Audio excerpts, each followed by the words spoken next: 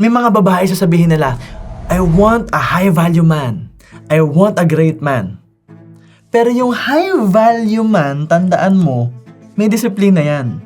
May rules yan. May boundaries yan. If you want a high-value man, you have to understand that they will control you. They will protect you. They want something. They are specific with what they want. Kasi nangyayari yan eh. Gusto natin yung lalaking may pera, mayaman, maganda yung katawan, may disiplina, leader, someone who will lead me.